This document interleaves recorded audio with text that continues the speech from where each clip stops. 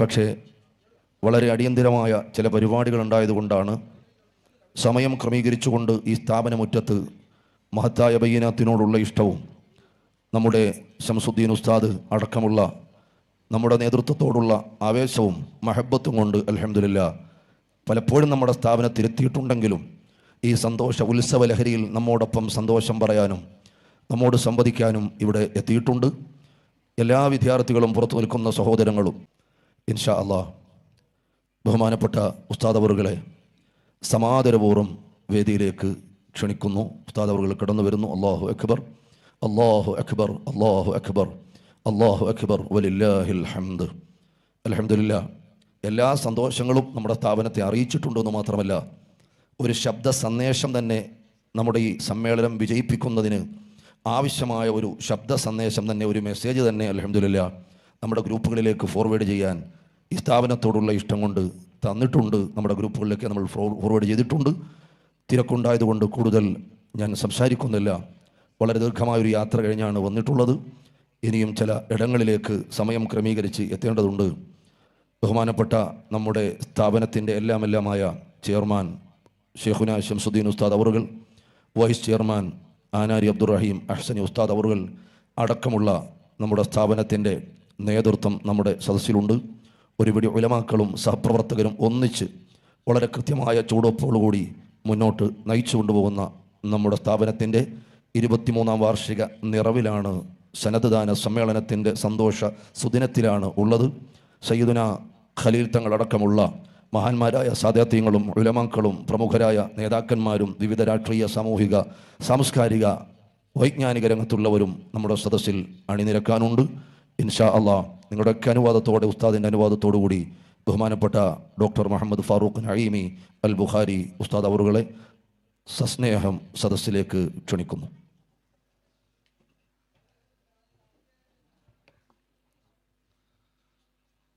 ബിസ്മില്ലാഹി വൽഹംദുലില്ലാഹ്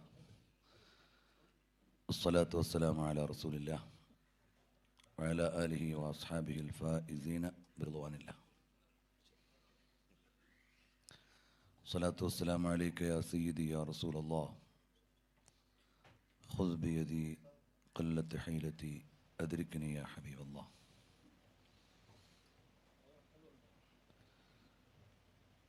ഈ സ്ഥാപനത്തിൻ്റെ ശില്പിയും ചെയർമാനുമായ ആദരണീയരായ ശംസുദ്ദീൻ ഉസ്താദ് അവർകൾ, മറ്റ് പണ്ഡിതന്മാർ, മുത്തഅല്ലിമുകൾ, സഹോദരങ്ങളെ,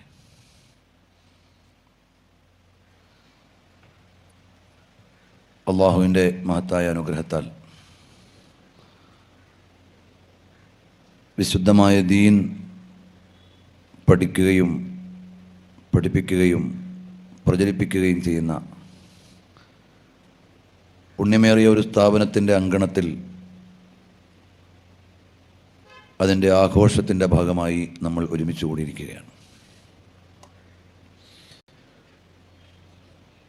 വിശാലമായ ഒരു പ്രഭാഷണത്തിൻ്റെ സമയം അല്ല.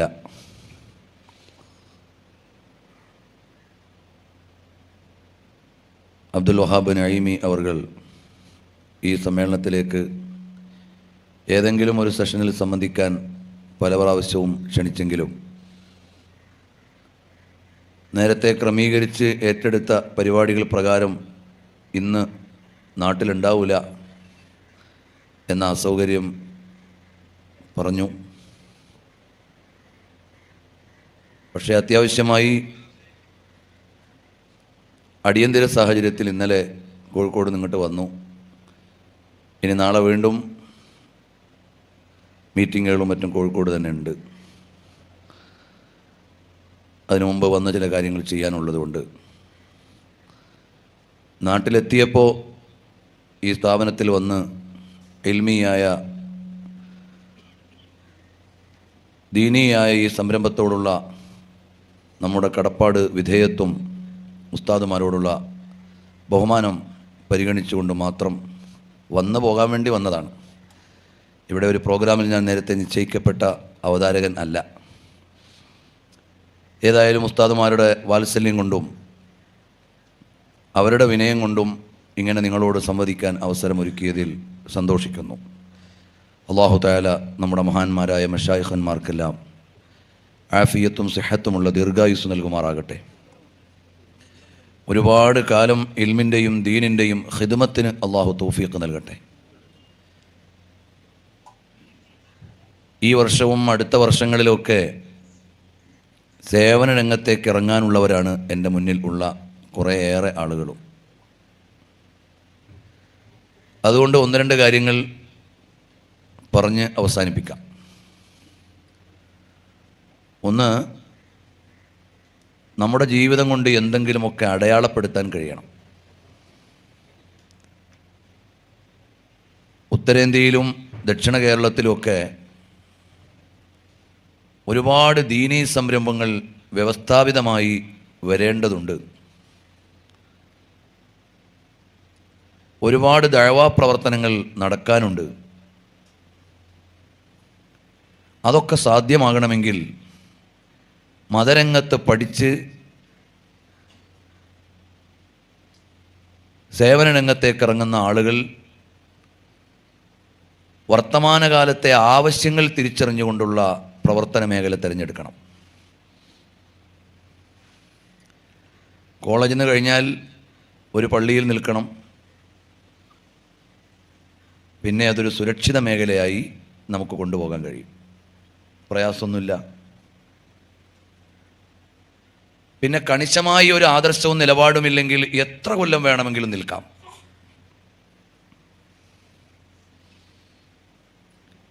ഒരു പള്ളിയിൽ, ഒരു മഹലിൽ ദീർഘകാലം ഒരാൾ സേവനം ചെയ്യുന്നു എന്നത് ഒന്നുകിൽ അയാൾ ഒരു വിപ്ലവകാരിയായിരിക്കും, അല്ലെങ്കിൽ അയാൾ ഒരു മൗനിയായിരിക്കും. നമ്മൾ വിപ്ലവകാരികളായി ഒരു നാടിനെ ഫതഹാക്കേണ്ട ആളുകളാണ്.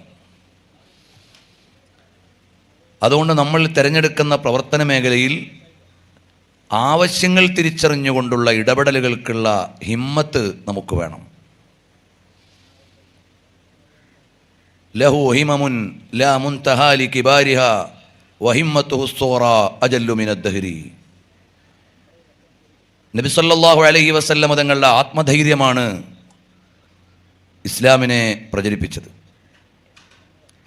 അതിൻ്റെ പിൻഗാമികളായ ഇമാമുകളുടെ ആ ഹിമ്മത്തിൻ്റെ തുടർച്ചയാണ് ലോകത്ത് വിപ്ലവങ്ങൾ ഉണ്ടാക്കിയത്.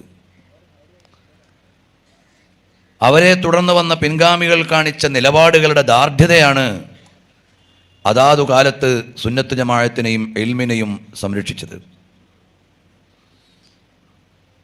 കാലം കൂടുതൽ കലുഷിതമാകുമ്പോൾ ഇൽമിൻ്റെ അഹലുകാർക്ക് കൂടുതൽ ഹിമ്മത്ത് വേണം. ബഹുമാനപ്പെട്ട അഹ്മദ് ബിൻ ഹംബൽ അശ്ശൈബാനി റളിയല്ലാഹു അൻഹുവിൻ്റെ കാലം ഭരണകൂടത്തിൻ്റെ സ്വാധീനത്തോടുകൂടി മുഅ്തസിലി വാദം പ്രചരിക്കുന്നൊരു കാലമാണ്. അന്നുണ്ടായിരുന്ന ഒരുപാട് ആലിമീങ്ങളും മൗനികളായി. പറഞ്ഞിട്ട് വെറുതെ മുസീബത്ത് ഉണ്ടാക്കണ്ടല്ലോ, മിണ്ടാതാണ്ട് പോയാൽ കുഴപ്പമില്ല. ആ സമയത്ത് അഹ്മദ് ബിൻ നസ്ർ അൽ ഖുസാഇ റളിയല്ലാഹു അൻഹുവും Abu Abdillah Ahmad bin Hanbal Ashshaybani റളിയല്ലാഹു അൻഹുവും തുടങ്ങിയുള്ള മഹത്തുക്കൾ ആലോചിച്ചു, ഇങ്ങനെ എല്ലാവരും മൗനികളായാൽ ഇവിടെ സുന്നത്ത് ജമാഅത്ത് ഉണ്ടാവില്ല. അതുകൊണ്ട് നമുക്ക് സത്യം വെട്ടിത്തുറന്ന് പറയണം, നിലപാടുകൾ വ്യക്തമാക്കണം. അങ്ങനെ അഹ്മദ് ബിൻ ഹംബൽ റളിയല്ലാഹു അൻഹു ഖുർആൻ അല്ലാഹുവിൻ്റെ കലാമാണ്, ലാ ഹുവ വലാ ഗൈറുഹു എന്ന കൃത്യമായ നിലപാട് ബഹുമാനപ്പെട്ടവർ പ്രഖ്യാപിച്ചു. അന്ന് ജീവിച്ചിരുന്ന വലിയ മുഹദ്ദിസാണ് Ahmad bin Main Ibn Main റഹ്മത്തുള്ളാഹി അലൈഹി. വലിയ മഹാനാണ്. Ahmad bin Main Ahmad bin Hanbal തങ്ങളെ കാണാൻ വന്നു ജയിൽ മോചിതനായതിനു ശേഷം. അഹ്മദ് ബിൻ ഹംബൽ തങ്ങൾ അദ്ദേഹത്തെ നോക്കിയില്ല, അദ്ദേഹത്തെ തിരിഞ്ഞു നോക്കിയില്ല. എന്താണ് കാരണം? അവിടെ നമുക്ക് ഇബ്നു മഈൻ തങ്ങളെ കുറ്റം പറയാൻ പറ്റില്ല. പിടിച്ചു നിൽക്കാൻ കഴിയാത്ത വിധമുള്ള പീഡനങ്ങൾ നടക്കുകയാണ്. അഹ്മദ് ബിൻ ഹംബൽ തങ്ങൾ അതിനെ അതിജയിക്കാനുള്ള വലിയ ഹിമ്മത്ത് ഉള്ള ആളാണ്. അദ്ദേഹം സലാം പറഞ്ഞു വീട്ടിൽ ഇബ്നു മഈൻ വന്നെങ്കിലും Abu Abdillah Ahmad bin Hanbal തങ്ങൾ അദ്ദേഹത്തെ പരിഗണിച്ചില്ല. എന്താണെന്ന് ചോദിച്ചപ്പോൾ ഇങ്ങനെ എല്ലാവരും മൗനികളായാൽ ഇവിടെ സുന്നത്ത് ജമാഅത്ത് ഉണ്ടാവില്ല. ചോദ്യം, ജമാഅത്തിന്റെ കൂടെ ഉണ്ടാകണം എന്നാണല്ലോ പറഞ്ഞിട്ടുള്ളത്. അഹ്മദ് ബിൻ ഹംബൽ തങ്ങളുടെ കാലത്ത് ജമാഅത്ത് ആരാണ്? അവിടെ അഹ്മദ് ബിൻ ഹംബൽ തങ്ങളുടെ കാലത്ത് വളരെ വിരലെണ്ണാവുന്ന ആളുകൾ മാത്രമേ ഉള്ളൂ ഈ ആശയത്തിൽ മുറുകെ പിടിച്ചു നിൽക്കാൻ. അതുകൊണ്ട് വലിയൊരു സംഘത്തെ കാണിക്കാനില്ല. അപ്പോൾ എന്താണ് ജമാഅത്തിന്റെ വ്യാഖ്യാനം എന്ന് ചോദിച്ചപ്പോൾ അന്ന് കാലത്തെ അയിമ്മത്ത് പറഞ്ഞു, അഹ്മദ് ബിൻ ഹംബൽ ഹുവൽ ജമാഅ. എത്ര കുറഞ്ഞ ആളാണെങ്കിലും ഹക്കിന്റെ മേൽ മുറുകെ പിടിച്ചു നിൽക്കുന്നവർ ആരാണോ അവർ തന്നെയാണ് ജമാഅത്ത്. അതിൽ വിട്ടുവീഴ്ചയില്ലാത്ത വിധം നിലപാട് വേണം. അങ്ങനെ ഇരിക്കെയാണ് അഹ്മദ് ബിൻ നസ്ർ അൽ ഖുസാഇ റളിയല്ലാഹു അൻഹുവിനെ കൊല ചെയ്യപ്പെടുകയും അവരുടെ ഉടലും ശരീരവും രണ്ടു സ്ഥലത്തേക്ക് ആക്കുകയും ചെയ്തത്. അഹ്മദ് ബിൻ ഹംബൽ തങ്ങൾ ഏറെ നേരം ദുആ ചെയ്തു അഹ്മദ് ബിൻ നസ്ർ തങ്ങൾക്ക് വേണ്ടി. കാരണം അവർ ഈ ലോകത്തുനിന്ന് പോയെങ്കിലും അവർ ഇവിടെ ഒരു ആദർശത്തെ സ്ഥാപിച്ചു. അള്ളാഹുവിൻ്റെ പരിശുദ്ധമായ ഖുർആൻ. അള്ളാഹുവിനെ നാളെ പരലോകത്ത് ചെന്നാൽ കാണാൻ പറ്റുമോ? ഇല്ല എന്ന വാദമാണ് അന്ന് മുഅ്തസിലത്ത് മുന്നോട്ട് വെച്ചത്. രണ്ടാമത് ഖുർആൻ സൃഷ്ടിയാണെന്ന വാദമാണ്. ഇത് രണ്ടിനെയും ഗണ്ണിക്കുകയായിരുന്നു പണ്ഡിതന്മാരുടെ ദൗത്യം. അതവർ ഭംഗിയായി നിർവഹിച്ചു. അഹ്മദ് ബിൻ ഹംബൽ തങ്ങളെ തല്ലുന്ന രംഗം ഖതീബുൽ ബഗ്ദാദി താരീഖിൽ ഉദ്ധരിച്ചിട്ടുണ്ട്. വേറെയും സ്വതന്ത്ര രചനകൾ ഉണ്ട്. അവസാനം ഭരണാധികാരി വന്നിട്ട് പറഞ്ഞു, ഓ അബൂ അബ്ദില്ല, നിങ്ങൾ ഉള്ളുകൊണ്ട് ആശയം മാറൊന്നും വേണ്ട, വാക്കുകൊണ്ടൊന്ന് പറഞ്ഞാൽ മതി. നിങ്ങളുടെ ഈ രംഗം എനിക്ക് പോലും സഹിക്കുന്നില്ല. അപ്പോൾ ബഹുമാനപ്പെട്ടവർ പറഞ്ഞു, അള്ളാഹുവിൻ്റെ ദീനിൽ അഡ്ജസ്റ്റ്മെന്റ് ചെയ്തുകൊണ്ട് ഭരണാധികാരിയെ അനുസരിക്കാൻ നിയമം ഇല്ല. അപ്പോഴേക്ക് കൊട്ടാരത്തിന് പുറത്ത് പ്രചാരമായി അഹ്മദ് ബിൻ ഹംബൽ തങ്ങൾ കൊല്ലപ്പെട്ടു എന്ന്.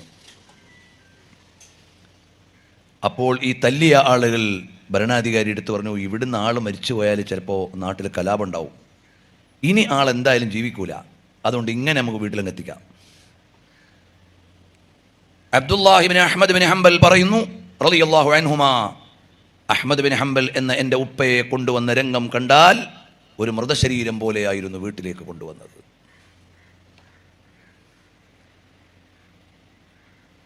അപ്പോൾ അഹ്മദ് ബിൻ ഹംബൽ തങ്ങൾ പറഞ്ഞു, അഹ്ലുസുന്നത്തി, സുന്നത്തു ജമാഅത്തിന്റെ അഹ്ലുകാർ അവരുടെ ജനാസയുടെ അന്ന് തിരിച്ചറിയാൻ കഴിയും.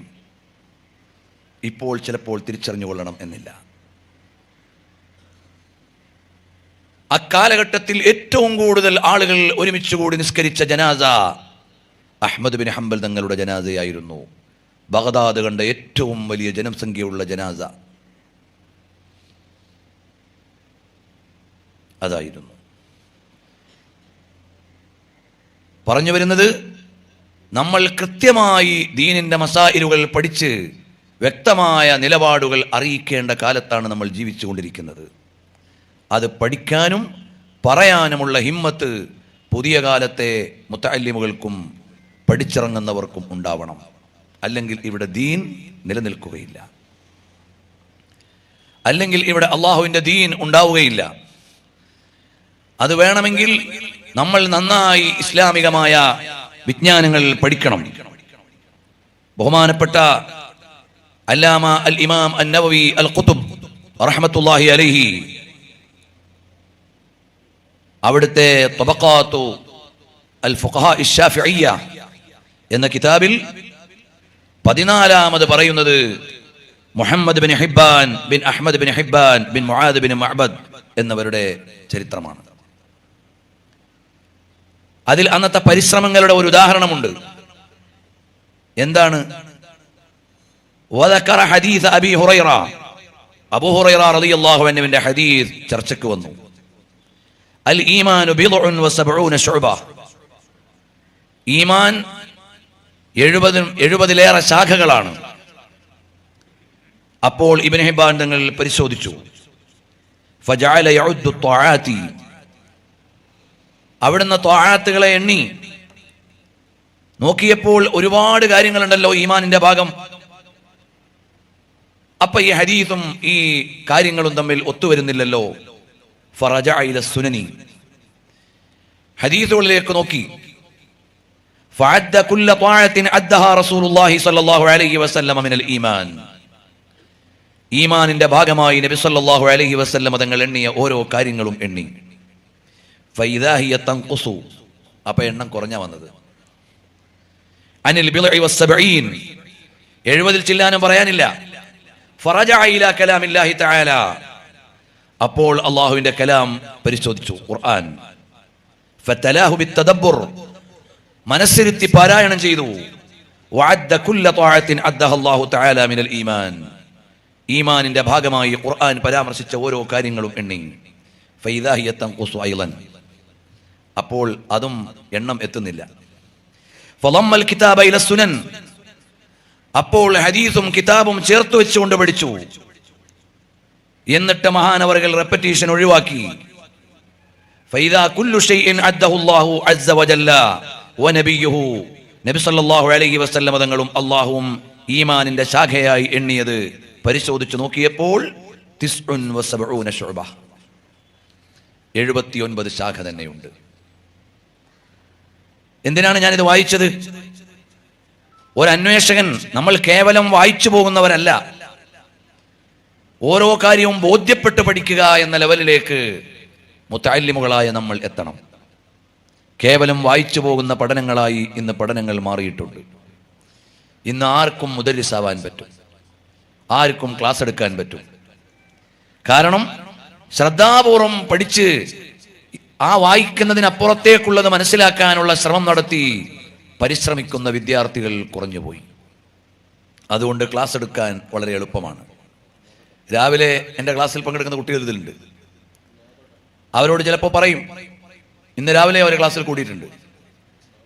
അപ്പൊ അൽഹംദുലില്ലാ, മനസ്സിരുത്തിയിട്ട് പഠിക്കണം. എന്താണ് ഈ പറയുന്നത് എന്ന ബോധ്യത്തോടു കൂടി വേണം ഓരോ വരിയും കടന്നു പോകാൻ. അതുകൊണ്ടാണ്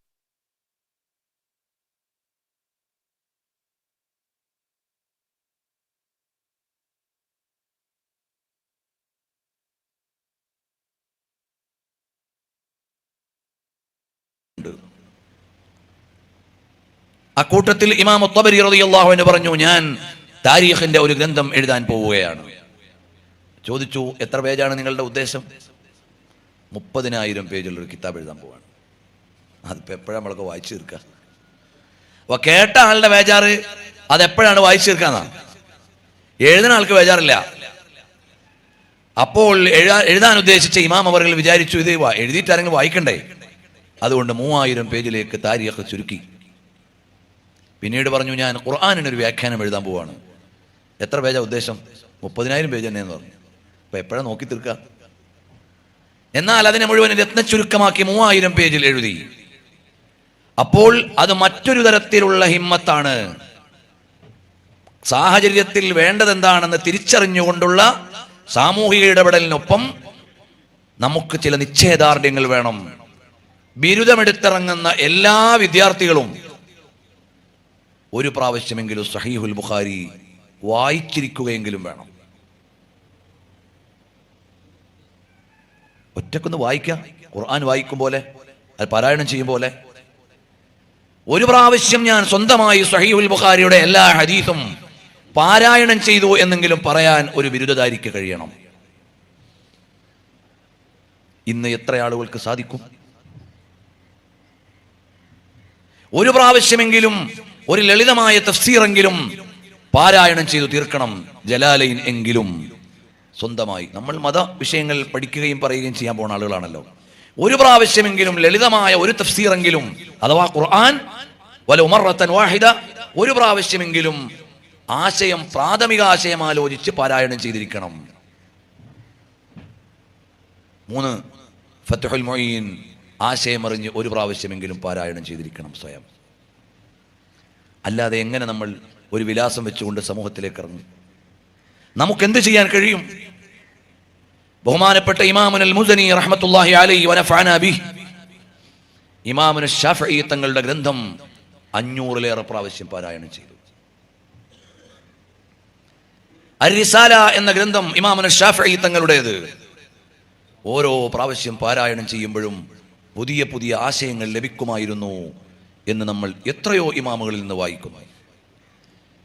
അർ-റിസാല ചെറിയൊരു ഗ്രന്ഥാണ് വലിപ്പം കൊണ്ട്. പക്ഷേ ഇമാമുൽ ശാഫിഈ തങ്ങളുടെ അർ-റിസാല രചിക്കപ്പെട്ട ശേഷം ലോകത്ത് രചിക്കപ്പെട്ട എല്ലാ ശർഈ ഗ്രന്ഥങ്ങൾക്കും അർ-റിസാലയോട് കടപ്പാടുണ്ട്. ഇമാമുൽ ശാഫിഈ തങ്ങൾ അർ-റിസാല എഴുതാൻ വർഷങ്ങൾ എടുത്തിട്ടുണ്ട്. അതിൻ്റെ വരികളെക്കാൾ വലിയ കനമുള്ള ഗ്രന്ഥമാണ് ഇമാമുൽ ശാഫിഈ തങ്ങളുടെ അർ-റിസാല. അർ-റിസാല രചിക്കുന്ന കാലത്ത് പ്രാരംഭഘട്ടത്തിൽ ഇമാമുൽ ശാഫിഈ തങ്ങൾ ബഗ്ദാദിൽ വന്നു. അന്ന് അഹ്മദ് ബിൻ ഹംബൽ തങ്ങൾ ബഗ്ദാദിലുണ്ടെങ്കിലും കൂടുതൽ ചങ്ങാത്തത്തിന് സമയം കിട്ടിയില്ല. പിന്നെ ഇമാമുൽ ശാഫിഈ തങ്ങൾ മക്കയിലേക്ക് പോയി. അതിനിടയിൽ അഹ്മദ് ബിൻ ഹംബൽ തങ്ങൾ മക്കയിൽ വന്നു. അഹ്മദ് ബിൻ ഹംബൽ തങ്ങൾ അറിഞ്ഞു ഇമാമുൽ ശാഫിഈ തങ്ങൾ ഇന്ന ഒരു സ്ഥലത്തുണ്ട് എന്ന്. അഹ്മദ് ബിൻ ഹംബൽ തങ്ങൾ കാണാൻ പോയി. ഹദീസിൽ ചർച്ചകൾ നടത്തി. അപ്പോൾ ഇമാമുൽ ശാഫിഈ തങ്ങൾക്ക് മനസ്സിലായി ഇത് കോളുള്ള ആളാണ്. രണ്ടാമത് ഇമാമുൽ ശാഫിഈ തങ്ങൾ ബഗ്ദാദിൽ വന്നത് എന്തിന് എന്ന് ചോദിച്ചാൽ അതിന്റെ ഒരു മറുപടി ശിഷ്യനായ അഹ്മദ് ബിൻ ഹംബൽ തങ്ങളെ കുറച്ചു കാലം കൂടി കൂടെ കിട്ടാൻ വേണ്ടിയാണ്. അതുകൊണ്ടാണ് അഹ്മദ് ബിൻ ഹംബൽ തങ്ങൾ പറഞ്ഞത്, എന്റെ ക്രോഡീകരണത്തിൽ ലഭ്യമല്ലാത്ത കാര്യങ്ങൾക്ക് നിവാരണം എന്റെ ഉസ്താദിൽ നിന്ന് നിങ്ങൾ എടുക്കണം. അത് ഇമാമുൽ ശാഫിഈ തങ്ങളാണ്. 2 കാര്യമേ ഞാൻ പറഞ്ഞുള്ളൂ. ഒന്ന്, വ്യക്തമായ അഖീദയിലും നിലപാടിലും ഉറച്ചു നിൽക്കുമ്പോൾ നമുക്ക് അതിജീവിക്കാൻ നല്ല ധൈര്യം വേണ്ടി വരും. 2, പഠിക്കുന്ന വിദ്യാർത്ഥികൾ ഇന്ന ഒരു കാര്യം ഞാൻ ചെയ്യും, ഇന്ന കിതാബ് ഞാൻ ഓതി തീർക്കും, ഇന്നത് നോക്കി തീർക്കും എന്ന് പറഞ്ഞുകൊണ്ട് നല്ല ഹിമ്മത്തോടുകൂടി കിതാബുകൾ വായിച്ചു തീർക്കാനും മുതാലഅ ചെയ്യാനും പഠിച്ചെടുക്കാനും സമയം കണ്ടെത്തിയാലേ വരും കാലത്തേക്ക് ഇൽമിനെ പകർന്നു കൊടുക്കാൻ സാധിക്കുകയുള്ളൂ. അല്ലെങ്കിൽ ഇൽമിൻ്റെ അഹലുകാർ ഇല്ലാതെയായി പോകും. അപ്പോൾ നമുക്ക് വലിയ ദൗത്യമുണ്ട്. ഒരു ഉപചാരമല്ല 7 കൊല്ലം ഒരു സ്ഥാപനത്തിൽ പഠിച്ച് വിലാസം സ്വീകരിച്ച് 10 കൊല്ലം ഒരു ദർസിൽ ഓതി ഒരു ടൈറ്റിൽ സ്വീകരിച്ച് സാദാ സീതാ ലോകത്തേക്ക് ഇറങ്ങാനുള്ളവരല്ല നമ്മൾ. നമ്മളിൽ നിന്ന് ചില നിർണയങ്ങൾ, ചില മാറ്റങ്ങൾ, ചില ഇടപെടലുകൾ, ചില വിപ്ലവങ്ങൾ ഈ നാട്ടിൽ ഉണ്ടാവണം. ഒന്നുകൂടി പറഞ്ഞ് നിർത്താം. ഇപ്പോൾ തന്നെ ദീർഘിച്ചൊന്നും എനിക്കറിയില്ല. ഒന്നുകൂടി പറഞ്ഞ് ഞാൻ അവസാനിപ്പിക്കുന്നു. നമ്മളെല്ലാവരും ഉറുദു ഭാഷ പഠിക്കണം. എന്നാൽ ഇന്ത്യയിലെ ഒരുപാട് പ്രദേശങ്ങളിൽ ദർസുകൾ ഉണ്ടാകണം. നമ്മുടെ നാട്ടിൽ ഈ കാണുന്ന വലിയ വലിയ ആലിമീങ്ങളെല്ലാം ദർസിന്റെ ഉൽപ്പന്നങ്ങളാണ്. സുൽത്താനുൽ ഉലമയും ബദറുസ്സാദാത്തും പേരോട് ഉസ്താദും പൊന്മള ഉസ്താദും ഹഫിളഹുമുല്ലാഹു വറആഹും അവരെല്ലാവരും രൂപപ്പെട്ടു വന്നത് കഴിവുറ്റ പണ്ഡിതന്മാരുടെ ദർസിൽ നിന്നാണ്. ഇന്നിവിടെ ഉസ്താദുൽ അസാതീദ് ബഹറുൽ ഉലൂം ഉസ്താദ് അവരുകളെ അനുസ്മരിച്ച സെഷൻ കഴിഞ്ഞു എന്നറിഞ്ഞു. അവിടുത്തെ ഉൽപ്പന്നങ്ങളാണ് ഈ വിപ്ലവകാരികളായ വലിയ പണ്ഡിതന്മാരെല്ലാം. അതുപോലെ വലിയ ദർസുകൾ നോർത്ത് ഇന്ത്യയിലേക്ക് വ്യാപിപ്പിക്കണം. അതിന് നല്ല ഉറുദുവിൽ സബക്കെടുക്കാൻ പറ്റുന്ന ആലിമീങ്ങൾ വേണം. അവ എല്ലാ ആഴ്ചയും വീട്ടിൽ വരാനൊന്നും കഴിയൂല, വലിയ ശമ്പളമൊന്നും കിട്ടൂല. അതിനാണ് ഞാൻ ആദ്യം പറഞ്ഞു വെച്ചത്, ഇവിടെ ഇങ്ങനെ ഒരു പള്ളിയിൽ കയറി ഇമാമായി മുഅല്ലിമായി ആഴ്ചയിൽ വീട്ടിൽ വന്ന് കിട്ടുന്ന ശമ്പളം കൊണ്ട് തൃപ്തിപ്പെട്ടു പോകുക എന്നുള്ളത് ഒരു എളുപ്പമുള്ള പണിയാണ്. ആ സേഫ് സോണിൽ നിന്ന് വിപ്ലവങ്ങളിലേക്ക് വരണം. നമ്മളെ കൊണ്ട് നാടുകൾ മാറണം, ആളുകൾ മാറണം. റസൂലുള്ളാഹി സ്വല്ലല്ലാഹു അലൈഹി വസല്ലം തങ്ങൾ ഫൽയുബല്ലിഗ് അശ്ശാഹിദുൽ ഗായിബ എന്ന് പറഞ്ഞപ്പോ ഗായിബ് ആരാണ് അവിടെ? ഈ ലോകം മുഴുവനുമാണ്. അന്ന് മക്കത്തില്ലാത്ത എല്ലാ രാജ്യങ്ങളും, അന്ന് മക്കയല്ലാത്ത എല്ലാ ദേശങ്ങളും അൽ ഗായിബിൽപ്പെട്ട പ്രദേശങ്ങളാണ്. അപ്പൊ സഅദ് ബിൻ അബി വഖാസ് തങ്ങൾ ചൈനയിലേക്ക് പോയി. ബഹുമാനപ്പെട്ട അബൂ അയ്യൂബ് അൽ അൻസാരി റളിയല്ലാഹു അൻഹു തുർക്കിയിലേക്ക് പോയി. തമീമുൽ അൻസാരി റളിയല്ലാഹു അൻഹു ഒരഭിപ്രായ പ്രകാരം കേരളത്തിലേക്ക് വന്നു. മുഗീറത്ത് ബിൻ ശുഅബ റളിയല്ലാഹു അൻഹു ഒരഭിപ്രായ പ്രകാരം കോഴിക്കോട് മുഖ്താർ പള്ളി അവരോട് ചേർത്ത് അറിയപ്പെടുന്നതാണ്, അവിടേക്ക് വന്നു. അങ്ങനെ ലോകത്തിന്റെ വിവിധ രാജ്യങ്ങളിലേക്ക് പോയി. അവർ പോയിട്ട് തിരിച്ചു വരാൻ പോയതല്ല, കരുനാഗപ്പള്ളി മരുതൂർക്കുളങ്ങര 12-ാം വാർഡിലെ 25-ാം വീട്ടിലേക്ക് തിരിച്ചു വരണമെന്ന നിയത്തിലല്ല അവർ പോയത്. അവർ ദീൻ എത്തിച്ചു കൊടുക്കാൻ വേണ്ടി പോയപ്പോൾ പോയ വഴിയൊക്കെ അവർ വിട്ടു, എത്തിയ സ്ഥലത്ത് മാറ്റങ്ങൾ ഉണ്ടാക്കി. കേരളത്തിൽ ദീൻ വന്നതെങ്ങനെ? എരുമാട് സൂഫി ഷഹീദ് റഹ്മത്തുള്ളാഹി അലൈഹി ഈജിപ്തിൽ നിന്ന് വന്നതാണത്രേ. അതിഞ്ഞാൽ അന്ത്യവിശ്രമം കൊള്ളുന്ന ഉമർ സമർഖന്ദി റളിയല്ലാഹു അൻഹു സമർഖന്ദിൽ നിന്ന് വന്നതാണത്രേ. അങ്ങനെ നോക്കിയാൽ കരുനാഗപ്പള്ളിയിൽ അന്ത്യവിശ്രമം കൊള്ളുന്ന മഹാന്മാർ അങ്ങ് കണ്ണൂരിൽ അന്ത്യവിശ്രമം കൊള്ളുന്ന ഓരോ പേരെന്തായിരുന്നു? അബ്ദുൽ ഖാദർ സാനി പുറത്തിയിൽ, അവരുടെ മുരീദാണ്. ഇവിടെ വന്നു കാലങ്ങൾക്ക് മുമ്പ്. അങ്ങനെ ലോകത്തിന്റെ വിവിധ ഭാഗത്തേക്ക് സ്വഹാബികൾ, പിൻഗാമികൾ, അയിമ്മത്ത് യാത്ര ചെയ്തു. അതിലൂടെ ദീനിന്റെ ദഅവത്തുണ്ടായി, മാറ്റങ്ങളുണ്ടായി. നമ്മൾ ഭാഷ പഠിക്കാനും ദീനെത്തിക്കാനും ദേശാടനത്തിന് തയ്യാറാവണം. അതുകൊണ്ട് ഇക്കാലത്ത് നിങ്ങളിൽ ഒരാളെ കാത്തിരിക്കുന്ന ദേശങ്ങൾ ഒരുപാടുണ്ട്. കേവലം നമ്മുടെ ഇന്ത്യയിൽ മാത്രമല്ല, USSRന്റെ കീഴിലുണ്ടായിരുന്ന കിർഗിസ്ഥാൻ, ഉസ്ബെക്കിസ്ഥാൻ, കസാക്കിസ്ഥാൻ തുടങ്ങിയുള്ള നാടുകൾ ദായിമാരെ ആവശ്യപ്പെടുന്നുണ്ട്. അറബ് ഇസ്ലാമിക രാജ്യങ്ങളിൽ പൗരാണിക ദഅവത്ത് നിന്നുപോയി. അവിടെയൊക്കെ ദായിമാർ ആവശ്യമുണ്ട്. അവിടെയൊക്കെ മറ്റൊരു കൾച്ചറിലേക്ക് പോയി. ഏതുവരെ പറഞ്ഞാൽ ജാമിഅത്തുൽ അസ്ഹറുള്ള ഈജിപ്തിൽ പോലും, മിസ്റിൽ പോലും, അല്ലെങ്കിൽ കൈറോ സിറ്റിയുടെ പരിസരങ്ങളിൽ പോലും ദായിമാരെ ആവശ്യമുണ്ട്. ഞങ്ങൾ ഈ കഴിഞ്ഞ റബീഉൽ അവ്വലിൽ ഇവിടെ നിന്ന് 15 മണിക്കൂർ ദൂരമുള്ള ഫ്ലൈറ്റിൽ യാത്ര ചെയ്യണം. 15 മണിക്കൂർ, 10 മണിക്കൂർ സിംഗപ്പൂരിൽ അങ്ങോട്ട് പോകണം. ഇവിടെ സിംഗപ്പൂരൊക്കെ 4 മണിക്കൂർ വേണം. 15 മണിക്കൂർ ദൂരമുള്ള ഫിജി ഐലൻഡിലായിരുന്നു. അവിടെ 1 മില്യണിൽ താഴെ ജനങ്ങളുള്ളൂ, 60,000-ൽ താഴെ മുസ്ലിങ്ങളുള്ളൂ. ചില ദഅവാ സംഘങ്ങൾ ഈ 60,000 ആളുകളിൽ നിന്ന് എത്ര ആളെ പിടിക്കാമെന്ന് വിചാരിച്ച് ഇന്ത്യയിൽ നിന്ന് ചില ദഅവാ സംഘങ്ങൾ യാത്ര ചെയ്ത് വന്നേക്കുക അവിടെയുള്ള ആളുകളെ പിടിക്കാൻ. 2 മാസം നിൽക്കാൻ, 3 മാസം നിൽക്കാൻ. അത് ബാത്തിലിന്റെ അഹ്ലുകാരാണ്. നമ്മുടെ ഹക്കിന്റെ അഹ്ലുകാരങ്ങനെ പോകാൻ വളരെ കുറവ്. ബഹുമാനപ്പെട്ട ഇമാം ഹാഫിദ് ദഹബി സിയർ അലാമിൻ നുബലയിൽ പറഞ്ഞു, ഹക്കിന്റെ അഹ്ലുകാർ ചില സ്ഥലങ്ങളിൽ വിശ്രമിക്കുന്നുണ്ട്. അവരുടെ കയ്യിലുള്ള കോള് വലുതാണ്, പക്ഷേ പരിശ്രമം കുറവാണ്.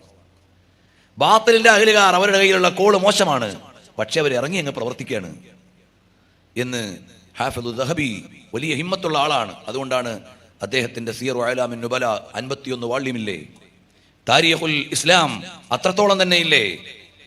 അപ്പോ അങ്ങനെ ഓരോ സംഘങ്ങളും യാത്ര ചെയ്തുകൊണ്ടിരിക്കുകയാണ്. ഞങ്ങൾ ഉസ്ബക്കിൽ പോയപ്പോൾ ഞങ്ങളോടൊപ്പം സംഘത്തിലുണ്ടായിരുന്നു 2-3 ആളുകൾ. അവരുടെയും ലക്ഷ്യം അവരുടെ മിഷണറി പ്രവർത്തനമായിരുന്നു. അപ്പോൾ അവിടെ ഹക്കിന്റെ അഹ്ലുകാരെത്തിപ്പെട്ട് അവരെ സത്യം പഠിപ്പിച്ചു കൊടുക്കാൻ സന്നദ്ധരായ ആളുകൾ ഈ പ്രദേശങ്ങളിലൊക്കെ വേണം. ഉസ്ബെക്കിസ്ഥാനിലും കസാക്കിസ്ഥാനിലും കിർഗിസ്ഥാനിലും എല്ലാം കിബാറുൽ ഉലമ എന്ന് പറഞ്ഞാൽ ഇമാം ബുഖാരി തങ്ങളുടെ നാട്, ബഹുമാനപ്പെട്ട ബഹാഉദ്ദീൻ നഖ്ശബന്ദി തങ്ങളുടെ നാട്, ഇമാം അബൂ മൻസൂർ മാതുരീദി തങ്ങളുടെ നാട്, ഉസ്മ ഇബ്നു അബ്ബാസ് റളിയല്ലാഹു അൻഹു എന്ന സ്വഹാബി, അഷ്ബഹുൻ നാസി ബി ഖൽഖൻ വ ഖുലുഖൻ, നബി സല്ലല്ലാഹു അലൈഹി വസല്ലം തങ്ങൾ വിശേഷണം പറഞ്ഞ സ്വഹാബി വിശ്രമിക്കുന്നത് താഷ്കന്റിലാണ്. അങ്ങനെയുള്ള രാജ്യം. പക്ഷെ അവിടെ ഇന്ന് ദാഇമാർ വേണം. ആ ദാഇമാർ പോകണമെങ്കിൽ നമ്മൾ അവിടെ പോയി റഷ്യൻ പഠിക്കണം, അല്ലെങ്കിൽ പേർഷ്യൻ പഠിക്കണം, അല്ലെങ്കിൽ ഉസ്ബക്ക് പഠിക്കണം. ഈ 3 ഭാഷ പഠിച്ചെങ്കിൽ 3-4 ഭാഷ പഠിച്ചാലേ അവിടെ ദഅവത്ത് ചെയ്യാൻ കഴിയൂ. അൽഹംദുലില്ലാഹ് ചില കുട്ടികൾ ഇപ്പോൾ റഷ്യയിലെ വ്യത്യസ്ത യൂണിവേഴ്സിറ്റികളിൽ PhD ചെയ്യുന്നുണ്ട്. ഞങ്ങളുടെ ഒരു ജൂനിയർ ബുഖാരി ഇപ്പോൾ റഷ്യയിലെ ഒരു യൂണിവേഴ്സിറ്റിയിൽ സഹീഹുൽ ബുഖാരി ഒരു കാലത്തവിടെ നിരോധിച്ചിരുന്നു, ആരോ തെറ്റിദ്ധരിപ്പിച്ചിട്ട്. പിന്നീട് സഹീഹുൽ ബുഖാരിയുടെ ശരിയായ ട്രാൻസ്ലേഷൻ കൊടുത്തപ്പോൾ അവിടെ അംഗീകരിച്ചു. ആ ഒരു ചരിത്രഘട്ടത്തെ വെച്ചുകൊണ്ടുള്ള റിസർച്ച് യൂണിവേഴ്സിറ്റിയിൽ നടത്തുന്നുണ്ട്. അള്ളാഹു ബർക്കത്ത് ചെയ്ത് കൊടുക്കട്ടെ. ഇതുപോലെ നിങ്ങളും വരണം എന്ന് മാത്രം പറഞ്ഞ് സംസാരിച്ചാൽ ഏറെ നീണ്ടുപോകും. അള്ളാഹു തആല നമ്മുടെ ഈ ഒത്തുകൂടൽ കബൂൽ ചെയ്യട്ടെ. ഈ സ്ഥാപനം അള്ളാഹുവിൻ്റെ ദീനിന് പ്രയോജനപ്പെടുന്ന നിലക്ക് ഖിയാമത്ത് നാൾ വരെ അള്ളാഹു നിലനിർത്തി തരട്ടെ. ഇതിൻ്റെ ശില്പിയും നേതാവുമായ ബഹുമാനപ്പെട്ട ശംസുദ്ദീൻ ഉസ്താദ് അവറുകൾ, മറ്റ് വേദിയിലുള്ള എല്ലാവരും ഇതിൻ്റെ സംഘാടകരും ഉസ്താദിൻ്റെ മുആവിനീങ്ങളുമാണ്. വലിയ വലിയ മുദരിസുമാരും ആലിമുകളുമാണ്. അള്ളാഹു തആല അവർക്കും നമുക്കും ഇൽമിൻ്റെയും ദീനിൻ്റെയും ഖിദ്മത്തിന് വലിയ തൗഫീഖ് നൽകി അനുഗ്രഹിക്കുമാറാകട്ടെ. ഉച്ചസമയത്ത് വിശന്ന് ഇത്രയും നേരം കേട്ട നിങ്ങൾക്ക് ഹൃദയം നിറഞ്ഞ സന്തോഷങ്ങൾ അറിയിച്ച് സല്ലല്ലാഹു വസല്ലം അലാ ഖൈരി ഖൽഖിഹി സയ്യിദിനാ മുഹമ്മദിൻ വ ആലിഹി വസഹബിഹി അജ്മഈൻ വൽഹംദുലില്ലാഹി റബ്ബിൽ ആലമീൻ. അസ്സലാമു അലൈക്കും വറഹ്മത്തുള്ളാഹി. അൽഹംദുലില്ലാഹി അൽഹംദുലില്ലാഹ്. കേട്ട് മതിയാകാത്ത വലിയ വിശാലമായ വിഷയങ്ങൾ ചെറിയ വാക്കുകൾ കൊണ്ട് ചൂണ്ടുപലകയാക്കി. മാഷാ അല്ലാഹ്, നമ്മുടെ സാധ്യതകൾ അതിൻ്റെ വിശാലതയുടെ അറ്റം ഒരിക്കലും വർണ്ണിക്കാൻ സാധ്യമല്ല. നമ്മുടെ ഉത്തരവാദിത്തം ചെറുതല്ല. നാം തന്നെ വലിയ മൂല്യമുള്ളവരും കാലഘട്ടത്തോട് സംവദിക്കേണ്ടവരുമാണ്. നമ്മുടെ കയ്യിലുള്ള വജ്രായുധം അത് വലിയ മൂർച്ചയേറിയതാണ്. അത് ജനമനസ്സുകളിൽ വെളിച്ചം നൽകാനുള്ളതാണ്. അടക്കമുള്ള വളരെ കൃത്യമായി നാമൊക്കെ പഠിച്ച് ജീവിതത്തിൽ പകർത്തി ത്യാഗം ചെയ്യേണ്ട വളരെ ഉത്തരവാദിത്തപ്പെട്ട ചില മേഖലകളെക്കുറിച്ച് അനുഭവം സാക്ഷിയാക്കി പ്രിയപ്പെട്ട ഡോക്ടർ മുഹമ്മദ് ഫാറൂഖ് നഈമി ഉസ്താദ് അവറുകൾ നമുക്ക് വളരെ കൃത്യമായ വാക്കുകളിൽ അൽഹംദുലില്ലാഹ് നമുക്ക് പകർന്നു തന്നു. അള്ളാഹു ഇനിയും ലോകത്തിൻ്റെ വിവിധ ഭാഗങ്ങളിൽ അഹ്ലുസുന്ന വൽ ജമാഅത്തിൻ്റെ ശബ്ദമാകാനും വൈജ്ഞാനിക ലോകത്തിലെ വലിയ വിലാസമാകാനും വളരെ ഇഖ്ലാസോടുകൂടി ഇനിയും ഉയരങ്ങളിലേക്ക് പറന്നുയരാനും അല്ലാഹു തആല വലിയ ഹിമ്മത്തും ബറക്കത്തും നൽകി അനുഗ്രഹിക്കുമാറാകട്ടെ. അൽഹംദുലില്ലാഹ് ഇനിയും വിശാലമായ സംരംഭങ്ങളിൽ വേദികളിൽ പ്രത്യേകമായി തന്നെ പ്രഭാഷണത്തിനും മറ്റുമൊക്കെ ഇവിടെ എത്തും എന്ന ഒരു സന്തോഷം പലപ്പോഴും പറയാറുണ്ട്. എങ്കിലും ഇനിയും അത് പ്രതീക്ഷിക്കുന്നു. എല്ലാ സന്തോഷങ്ങളും അറിയിക്കുന്നു. തൽക്കാലം ഇൻഷാ അല്ലാഹ് ഈ സെഷൻ ഇവിടെ പൂർണ്ണമാകുന്നു.